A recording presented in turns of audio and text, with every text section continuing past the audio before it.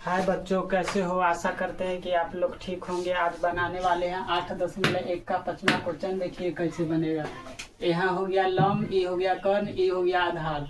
तो हमारा यहाँ कह रहा है सेक का निकालने के लिए। तो सेक का मान क्या होता है? कर्ण बटे आधार। तो कर्ण हो जाएगा यहाँ 13, यहाँ पर 13 लिखेंगे। आधार हो जाएगा यहाँ 12। ये दोनों दिए हुआ है, कर्ण दिए हुआ है और आधार दिए हुआ है। तो हमारा क्या निकालना है? लंब निकालना है। तो चलिए देखिए लंब कैसे निकलेगा। यहाँ हो जाएगा या लंब बराबर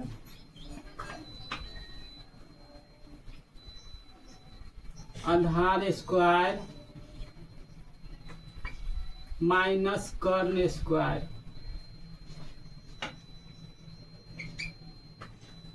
रूट अंडर। हो गया। अब आगे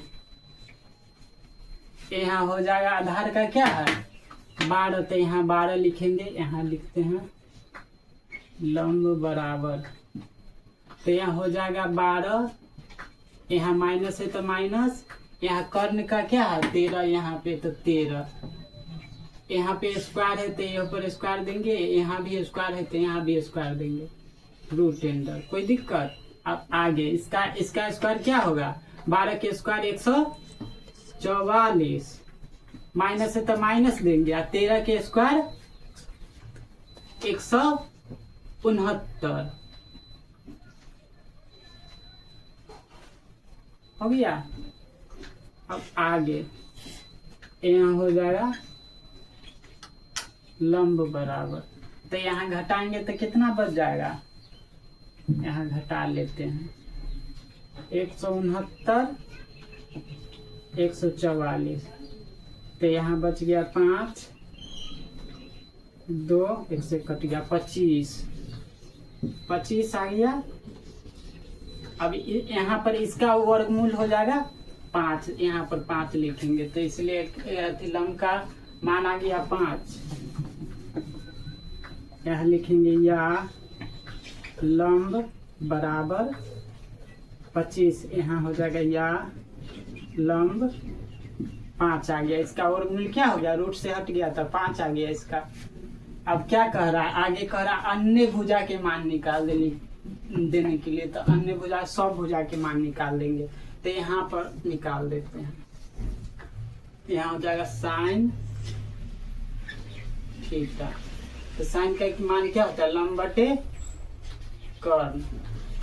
तो लंब का क्या हो जाएगा? 5 आ गया तो 5 रखेंगे। और कर्ण का क्या है 13। कोई दिक्कत? अब आगे कॉस का, कॉस थीटा बराबर तो हो जाएगा आधार बटे कर्ण। हो गया। अब यहाँ पर आधार का मान क्या है 12।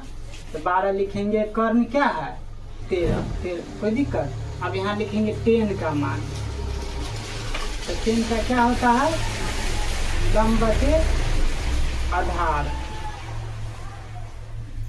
तो यहाँ लंब क्या है 5, आधार क्या है 12।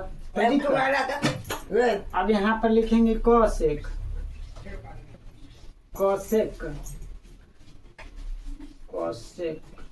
तो कोसेक थीटा का मान क्या होता है?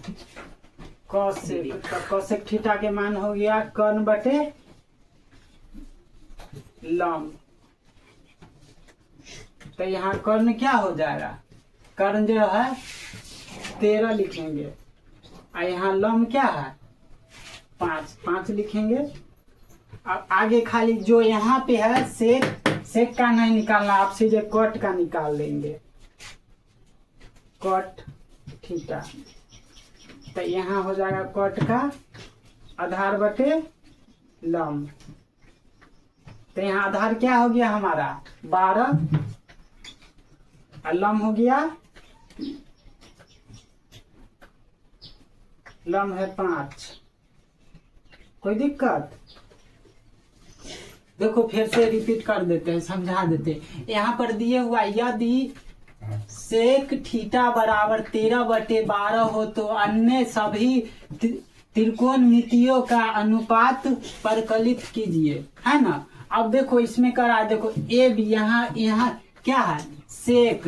तो सेक का मान क्या होता है, सेक का मान होता है यहाँ पे कर्ण बटे आधार होता है। तो कर्ण क्या हो जाएगा 13, तो 13 यहाँ पर रख दिए, आधार क्या हो जाएगा 12, तो 12 यहाँ पर रख दिए। निकालना क्या था हमको, लंब निकालना था। तो यहाँ लिखेंगे लंब बराबर क्या होता है आधार के स्क्वायर माइनस कर्ण का स्क्वायर। तो जो यहाँ पे आधार है तो आधार का मान क्या होगा, यहाँ पे 12, इस पर स्क्वायर है तो स्क्वायर, माइनस है तो माइनस, कर्ण का मान क्या है 13, तो 13 रख दिए। यहाँ पे स्क्वायर है तो स्क्वायर, इसको स्क्वायर करेंगे तो 144, यहाँ पे माइनस है तो माइनस, इसका स्क्वायर करेंगे तो 169, इसको घटा देंगे तो यहाँ पर क्या चलाएगा 25√25, कोई दिक्कत। अब यहाँ इसका वर्गमूल निकालेंगे तो 5 निकल जाएगा। तो कर्ण बराबर क्या आ गया, लंब बराबर क्या आ गया, यहाँ पर आ गया 5। अब यहाँ पर कह रहा है कि साइन के मान निकालने के लिए, यहाँ पर अन्य भुजा के कह रहा है मान निकालने के लिए।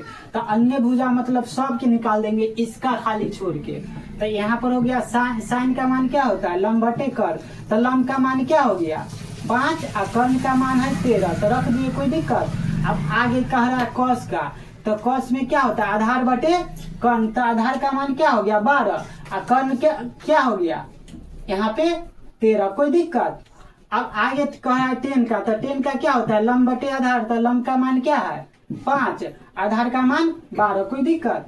अब आगे कौशिक, तो कौशिक का क्या होता है कर्ण बटे लंब होता है। तो कर्ण क्या है 13 और लंब क्या है 5, कोई दिक्कत। अब आगे है कथी कट का, तो कट का है यहाँ पे कट का हो जाएगा आधार बटे लंब। तो आधार बटे लंब हो जाएगा, तो आधार क्या है 12 और लंब क्या है 5, कोई दिक्कत। यही आपका आंसर हो गया।